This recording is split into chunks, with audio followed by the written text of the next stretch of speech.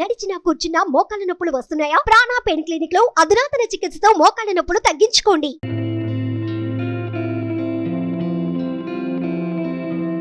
మీరు చూస్తున్న ఈ మురికివాడ ఎక్కడో మారుమూల ప్రాంతంలో లేదు.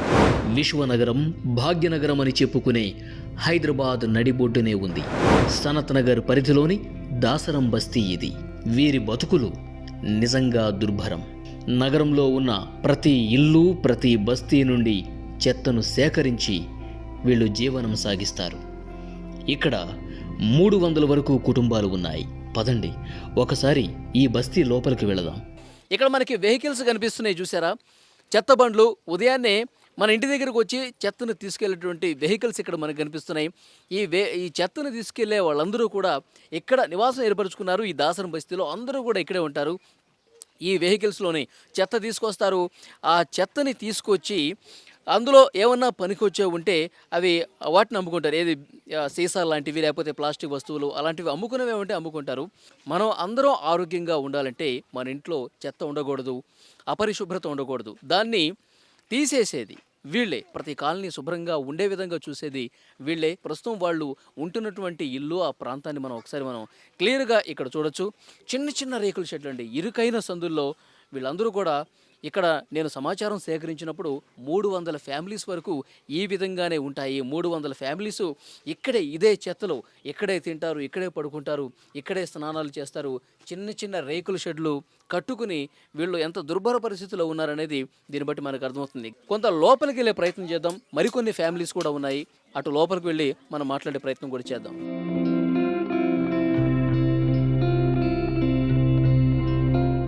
ఈ దాసరం బస్తీలో చెత్తలోనే బతుకును వేళ్లదీస్తున్నటువంటి గృహిణులు నాతో పాటు ఉన్నారు. వాళ్ళ సమస్యలు వాళ్ళ మాటల్లోనే తెలుసుకుందాం. అమ్మ, మీ పేరు? మస్తానమ్మ. మస్తానమ్మ గారు, ఎన్నాళ్ళ నుంచి ఉంటున్నారు ఇక్కడ? 25 ఏళ్ళ నుంచి ఇక్కడే ఉంటున్నాం. ఇప్పుడు వర్షం పడితే మొత్తం తడిసిపోద్దా ఇది? మొత్తం తడిచిపోతుంది. మళ్ళీ వర్షం కాలం మళ్ళీ పట్లు కప్పుకోవాలి. దాని మీద వర్షం కాలం మళ్ళీ పట్లు కప్పుకోవాలి. కన్నీ తడిచిపోతాయి వాన వస్తే. అంతే గలీజ్ ఉంటుంది ఇక్కడ. కానీ ఇక్కడే ఇండ్లు ఇస్తామంటున్నారు, ఇండ్లు తీయలేదు. ఇప్పుడు మీరు చెత్త తీసుకొచ్చారు, ఇక్కడే చెత్త అంతా మాకు కనిపిస్తోంది. చెత్తలోనే ఉంటున్నారు. ఇప్పుడు వర్షం పడ్డప్పుడు మళ్ళీ అంతా గలీజ్ అయిపోద్దిగా. అంత గలీజ్ అయిపోతుంది. మళ్ళీ దాన్ని తీసేయాల. మళ్ళీ దాంట్లోనే ఇంక మేము బతికేది. ఇంక వేరే పని ఏం లేదు. ఈ చెత్త పనిలోనే, ఇంక ఇండ్ల కలెక్షన్లోనే, ఇంక గవర్నమెంట్ కానీ ఏమి గీతాలు ఏంలా, ఇండ్లలోనే పిచ్చుకోవాలా, ఇంక ఈడే బతకాలా, చెత్తలోనే తీసుకోవాలా. చెత్తను సేకరించటం మా వృత్తి. ఈ వృత్తి వల్లనే మేమే కాదు, మా పిల్లలు కూడా తీవ్ర అవమానాలకు గురవుతున్నారంటూ ఆవేదన వ్యక్తం చేస్తున్నారు. ఏందండి, ఇప్పుడు ఎన్నాళ్ళ నుంచి ఉంటున్నారు ఇక్కడ ఈ బస్తీలో? 30 years నుంచి ఉంటున్నాం సార్. 30 సంవత్సరాలు? 30 సంవత్సరాల నుంచి ఉంటున్నాం సార్. ఏం చెప్తారు? ఇప్పుడు మీకు ఉండటానికి సరిగా లేదు, ఇవన్నీ షెడ్లు, ఈ పరదాలు కప్పుకొని మీరే ఉంటున్నారా? ఎవరేమి హెల్ప్ చేయలేదు? ఎవరేం హెల్ప్ చేసలేదు సార్. మాకు ఎవరేం హెల్ప్ చేసలేదు సార్. స్కూల్లో కూడా మాకు ఆధార్ కార్డులు అన్నీ ఉన్నాయి సార్. ఒకవేళ మా పిల్లల్ని తీసుకో, చెత్త నువ్వు పక్కకు పెట్టు, ఆ చెత్త పిల్లల్ని ఓ పక్కకు పెట్టు, ఆ చెత్తలో నువ్వు వేరే అని కూర్చోబెడతారు సార్ మమ్మల్ని. క్లాసులలో కూడా వేరే చూస్తారు మమ్మల్ని, చీప్గా చూస్తారు సార్ మమ్మల్ని. చెత్త వాళ్ళని చెత్త కిందకినే అయిపోయింది. ఇంకా చెత్త వాళ్ళ మంచలం కాదు, మేము చెత్తలేకే జరిపోయినాము. ఈ బస్తీలోని మహిళలు తీవ్ర ఆవేదనలో ఉన్నారు. 25 సంవత్సరాలుగా ఇదే బస్తీలో ఇదే రకంగా తాము జీవనం సాగిస్తున్నా ఏ ఒక్కరూ కూడా తమ బాధలను అసలు వినలేదని వారు వాపోతున్నారు. వాళ్ళ మాటల్లోనే వారి సమస్యలు విందాం. అందరూ వస్తారు, అది చేస్తాం ఇది చేస్తామంటారు, ఓట్లు వేపించుకుంటారు, వెళ్ళిపోతారు. ఇంకా ఎవరు పట్టించుకోరు మమ్మల్ని, అసలు ఎవరు చూడరు. ఇంకా వాళ్ళకి ఎప్పుడు ఇష్టం వచ్చినప్పుడు కాల్ చేయాలంటారు. ఎప్పుడన్నా వచ్చారమ్మా? అసలు ఇది భూమి మీది, ఈ ల్యాండ్ మీది కాదు, ఇల్లు మీది కాదు, మీరు ఇక్కడ ఉండొద్దు, మీరు ఖాళీ చేయాల్సిందే అని ఎప్పుడన్నా ఎవరన్నా బెదిరించారా? వచ్చినారు, సత్తన్న వచ్చి బెదిరించినాడు. ఏమన్నారు అప్పుడు మీరు? ఏమన్నారు, కాల్ చేయాలి కదా సార్ వాళ్ళకి చెప్పినప్పుడు.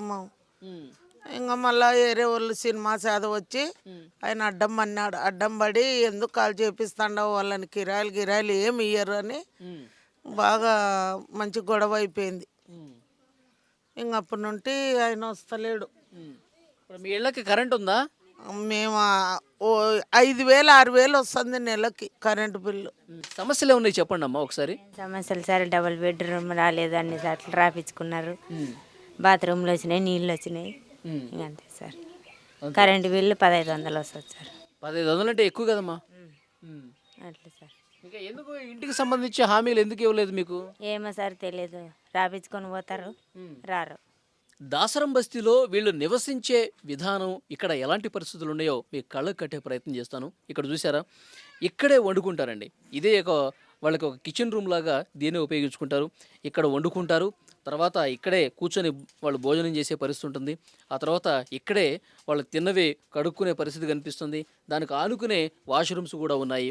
అటు పక్కన స్నానాలు గది కనిపిస్తుంది. చూసారా ఎంత దారుణమైనటువంటి పరిస్థితి కనిపిస్తుంది, ఎంత దుర్భరమైనటువంటి పరిస్థితి ఉందనేది ఇక్కడ మనకి కళ్ళకు కట్టినట్టుగా కనిపిస్తుంది. ఎంత ఇరుకైనటువంటి గదుల్లో వీళ్ళు జీవనం సాగిస్తున్నారు, ఎంత పేదరికంలో వీళ్ళు ఇక్కడ జీవనాన్ని సాగిస్తున్నారనేది చాలా స్పష్టంగా మనకు కనిపిస్తుంది. ఇక్కడ ఈ పొయ్యి చూసారా, ఇక్కడే అన్నం వండుకుంటారు, కూర వండుకుంటారు, తర్వాత నీళ్లు వేడి చేసుకుంటారు. ఇదొక కిచెన్ లాగా వాళ్ళు వాడుకుంటున్న పరిస్థితి కనిపిస్తుంది. తర్వాత ఇక్కడే ఏమన్నా బాసనలు తోముకోవటం కానీ ఇక్కడ మనకు కనిపిస్తుంది. ఇక్కడే అన్నీ చేసుకుంటారు. ఆ తర్వాత ఇక్కడ వర్షం పడితే మొత్తం ఇటు పక్క నుంచి ఇటు పక్క మొత్తం వాటర్ వచ్చేస్తుంది.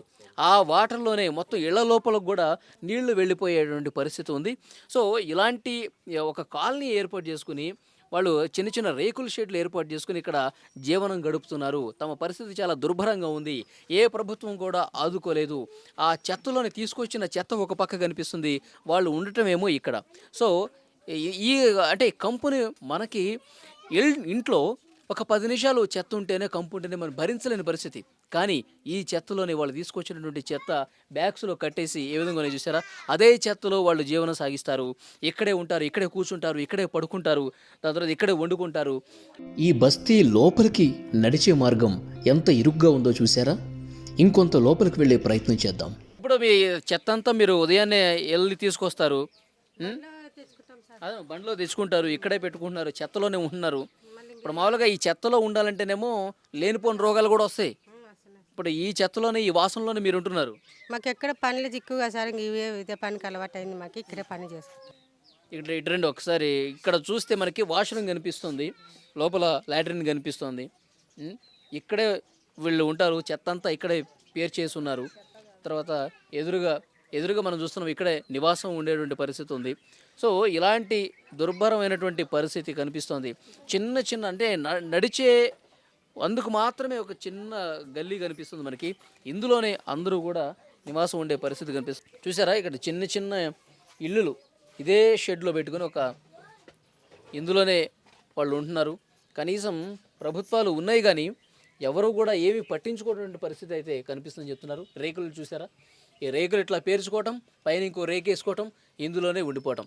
చాలా సంవత్సరాలుగా ఇక్కడ ఉంటున్నా కానీ మాకు సరైన విధంగా స్థిర నివాసం ఏర్పాటు చేసుకునే విధంగా గత ప్రభుత్వాలు కొంతమందికి డబుల్ బెడ్రూములు ఇచ్చాయి కానీ మా విషయంలో మాత్రం మాకు ఇంత చెత్తలో బతుకుతూ చెత్త వాసనలో ఉంటూ ఇంత కింది స్థాయి బతుకుతున్నప్పటికీ కూడా ప్రభుత్వాలు కనీసం మమ్మల్ని పరిగణలోకి తీసుకోలేదని వారంతా ఆవేదన వ్యక్తం చేస్తున్న పరిస్థితి ఇక్కడ కనిపిస్తుంది. ఏం పేరు నీ పేరు? శేఖర్. Okay, bye sir. తీసుకో. నీకేం కావాలి? డైరీ మిల్క్ కావాలా? నీకేం కావాలి? ఇదిగో ఇది తీసుకో. డైరీ మిల్క్ కావాలా? తీసుకో. నీ పేరేం పేరు? భార్గవియా? ఏం చదువుతున్నావు భార్గవి? ఫస్ట్ క్లాసా? ఎక్కడయా మీ స్కూల్ ఏంటి? శ్రీ సాయి స్కూలా? ఓకే.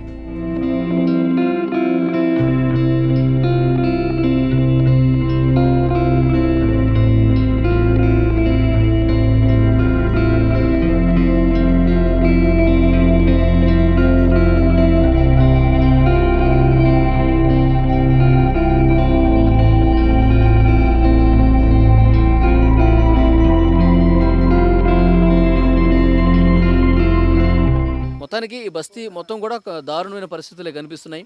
ఇటు పక్క చూసారా, వాళ్ళు చెత్త తీసుకొచ్చి ఆ చెత్తలోనే ఏదన్నా అమ్ముకునే ఐటమ్స్ ఏమన్నా ఉంటే, ప్లాస్టిక్ సంబంధించిన వస్తువులు ఏమన్నా ఉంటే గాజు సీసాలు లాంటివి ఏదైనా ఉంటే ఏదో చిల్లర డబ్బులు మాకు పనికొస్తాయి, దాని తర్వాత అవన్నీ డంపింగ్ యార్డ్కి మేము ఇచ్చేస్తూ ఉంటాము. ప్రభుత్వం కనీసం జీతం కూడా ఇవ్వట్లేదండి. నెల నెల స్థానికంగా ఉన్నటువంటి ఇళ్లలో తాము ఏ కాలనీకి అయితే ఇంటికైతే వెళ్తామో వాళ్ళు ఇచ్చినటువంటి 50-100 రూపాయలే మాకు జీతము, అది కూడా నెలకొకసారి మాత్రమే ఇస్తారు. ఎలా మా జీవనం సాగించాలి, ఎవరా మా కడుపు నింపుకోవాలంటూ చాలా ఆవేదనతో వాళ్ళు చెప్తున్నటువంటి పరిస్థితి కనిపిస్తోంది. ఇక్కడ మొత్తం 300 ఫ్యామిలీల పరిస్థితి కూడా ఇదే. ఇంత దీనావస్థలో దీనగాథ ప్రతి ఒక్క కుటుంబాన్ని కదిలిస్తే ఇలాంటి గాథలే మనకి వినిపిస్తున్నాయి. ప్రభుత్వం ఎప్పటికైనా స్పందించాలా, ప్రభుత్వ అధికారులు ఇక్కడ ఏదైనా చర్యలు చేపట్టాలా, వీళ్ళ బాధల్ని తెలుసుకోవాలా. వీళ్ళకి డబుల్ బెడ్రూమ్లు ఎక్కడైనా ఇప్పుడు ఈ ప్రభుత్వం ఇందిరమ్మ ఇళ్ళు ఇస్తారు అని చెప్తుంది కాబట్టి బయట ఎక్కడన్నా ఒక మంచి ప్లేస్ వీళ్ళకి కేటాయించి వీళ్ళకి ఇందిరమ్మ ఇళ్ళు ఇవ్వాల్సినటువంటి అవసరం కనిపిస్తుంది. దాంతోపాటు ప్రతి ఒక్క ఫ్యామిలీకి కూడా సపరేట్గా ఒక్కొక్క మీటర్ పెట్టాల్సిన అవసరం అయితే కనిపిస్తుంది. దాంతోపాటు వీళ్ళ ఆరోగ్యానికి సంబంధించి కూడా చాలా కంపు పరిస్థితుల్లో ఉంటున్నారు, ఎప్పుడు ఏం జరుగుతుందో తెలీదు. ఆరోగ్యాన్ని పరిరక్షించాల్సినటువంటి అవసరం కూడా ఉంది. దాంతోపాటు జీతం ఇవ్వాల్సిన అవసరం కూడా ఉందని చెప్తున్నారు. నెలకు ఎంతో కొంత ఇప్పుడు ప్రభుత్వం ఇప్పుడు అన్ని కాలనీస్లో తిరిగి వాళ్ళు చెత్తను సేకరిస్తున్నప్పుడు వాళ్ళు ఒక పని చేస్తున్నారు ఎలాంటి ఇబ్బంది కలగకుండా సాధారణ జీవనానికి జనాలకి. సో వీళ్ళ పనిని ముందుగా పరిగణలోకి తీసుకొని వీళ్ళని కాంట్రాక్ట్ ఎంప్లాయీస్ చేస్తారా లేకపోతే పారిశుధ్య కార్మికులుగా పరిణించి ఎంతో కొంత నెలకి కనీసం 10,000 వచ్చే విధంగా కల్పించాలని చెప్పి వాళ్ళు అందరూ కూడా డిమాండ్ చేస్తున్నటువంటి పరిస్థితి మనకు కనిపిస్తోంది. చూద్దాం ప్రభుత్వం ఇప్పటికైనా స్పందిస్తుందా లేదా అనేది. Thank you.